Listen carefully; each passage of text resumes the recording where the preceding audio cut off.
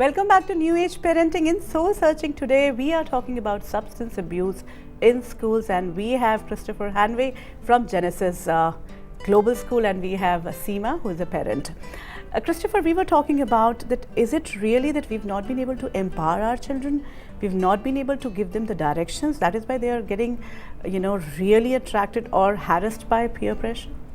See, at the first instance, what I believe is we've used the phrase of telling values. I would prefer practicing values. So for a parent, I think at the first instance needs to be a role model.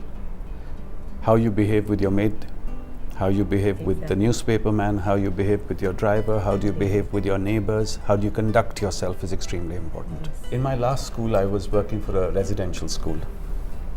Now, residential schools have outings where parents come, take their children out, maybe for a lunch or a night out, and come back, depending whether it's a 1-day or 2-day affair. Now, if you're in time for a student at 6 p.m. and the parent turns up with the child at the main gate at 7 p.m. And I've told this to a parent. I said, it doesn't hurt the school. You're hurting your own child because you are telling your child that there is a rule, but it's okay. You can break it. We have another way of doing things, Yeah. so we'll go at 7. Yeah. So I said, tomorrow if he jumps a red light, don't blame the school. Exactly. You have to look within. See, that's what I'm saying. We think that parents means we have to know everything. We should also be open to learning. In fact, Christopher, we were talking about substance abuse. Yes, you've been saying that it is there. What can be the role of the school? Of course, most of the parents are not even aware what we can make out. All teachers and people on board who are interacting with children do keep their eyes and ears open. You see, because when I believe substance abuse starts in slight frequency, there's a physical attribute to it. You see behavioral change. The physical aspect of the child has changed. The child appears sleepy in class sometimes. The child appears distracted in class.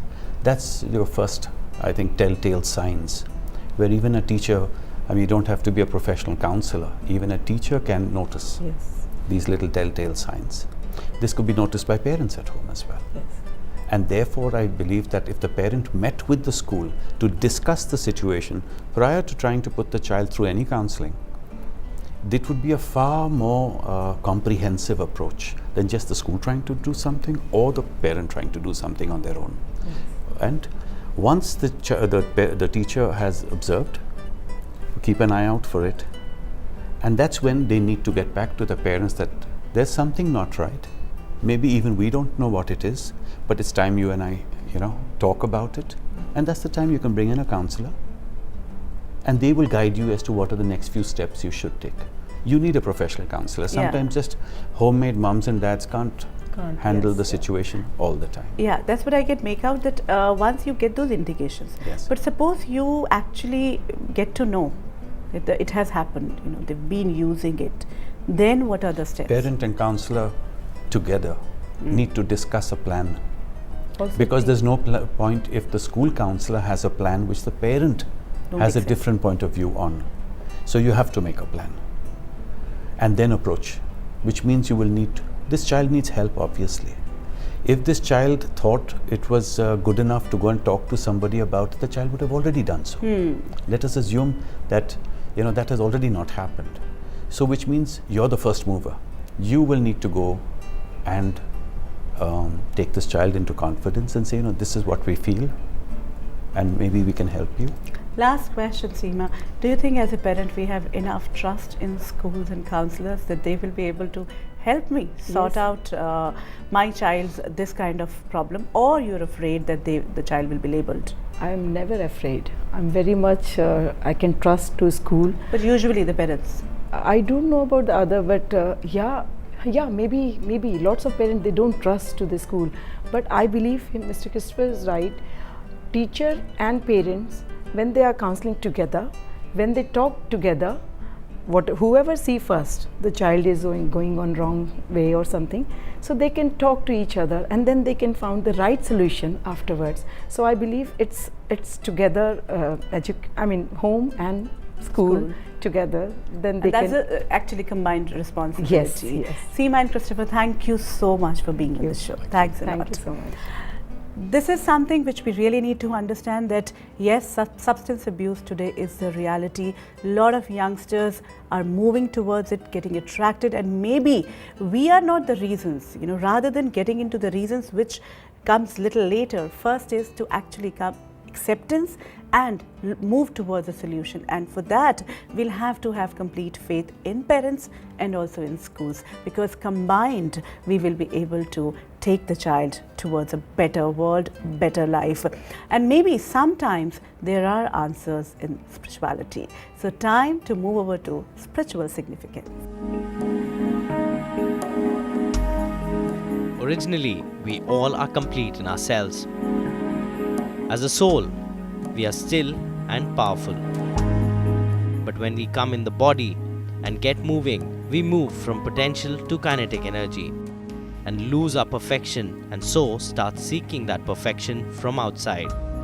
Every addiction or need of an addiction in our life is due to lack of 7 attributes of the soul: purity, peace, love, happiness, bliss, power, and truth. Spiritually, if we can identify what the being is seeking through the particular addiction, then by providing that energy in one's life, de-addiction happens effortlessly. As addiction is basically dependency upon that particular substance or person. What I really like about spiritual significance is that everything comes down to me. Yes, and maybe at times, I would like to put the responsibility on somebody else. But in the longer run, actually, I don't feel like a victim. If everything, every decision, everything happening in my life actually boils down to me, I just have to change. How do I change? If this is how, empowerment can be created for today's youngsters, nothing better than that. So time now to move over to mapping the conflict. Child's view. I know drugs are bad, but they are the trend, and I want to be part of the cool group, so I want to try them. Parents' view. My child is too young for drugs. It might be happening in some other schools, but not in my child's group. Reality. Substance abuse is a reality of today's student life. Don't ignore changes in child's behavior. They may be indicating something. Child's view. I'm afraid to confess to my parents about my experimentation, but I'm also afraid about getting addicted. Parents' view. I can tolerate everything else, but not drug addiction. My child cannot be a drug addict. Solution. Don't panic. Acceptance is the first step towards healing. Allow him to open up and empower him to handle peer pressure. Child's view. If I go to the school counselor, I'll be labeled forever, and I would have to live with this forever. Parents' view. This is school's responsibility. My child is getting spoiled because of bad company in school. They should do something to control it.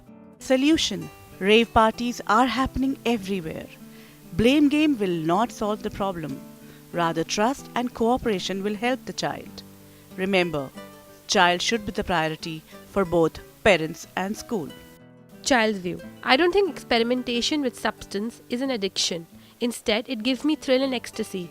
I know my limits. I'll not be an addict. Parents' view. I can't show my face in the society. My child's life is finished.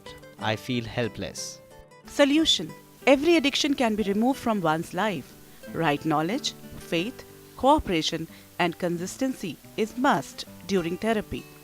It's time to take your leave, but before that, once again, I would like to request you that this is your platform. If you have any query, if you have any suggestion, you are welcome. You can email us or you can give us a call. You can call us at 0971 871 9806 or you can mail us at info@newageparenting.in. You can also visit our website www.newageparenting.net. Another thing which we would like to share with you, that there's a suggestion which has come from parents that they want to know the philosophies of different New Age schools. So very soon we will be coming up with another very important segment in our New Age parenting series, and that is New Age schools. If you want to be a part of that series, that segment, you are welcome. You can get in touch with us. So till we meet again, enjoy parenting.